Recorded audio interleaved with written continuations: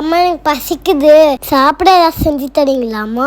பாப்பா சும்மா பசிக்குது சொல்லக்கூடாது பாப்பா, அது குட் ஹாபிட் இல்ல. ஓகே நானா. Good girl.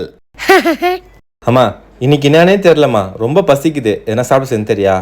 எங்க சும்மா பசிக்குதுன்னு சொல்லக்கூடாதுங்க, அது குட் ஹேபிட் கிடையாது. அம்மா ஓவரா பண்ணாதம்மா, செஞ்சு கொடுமா.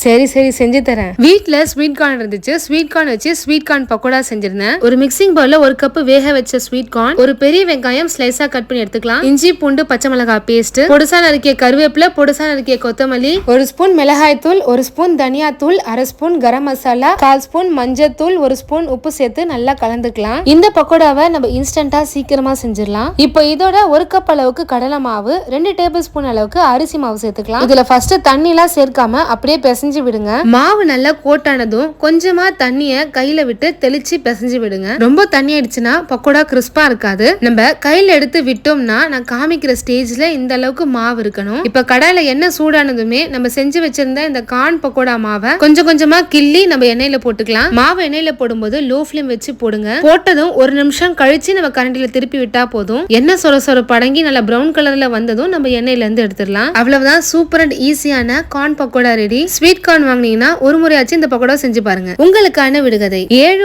7 14 சோலை தச்சன் செய்த வேலை அது என்ன?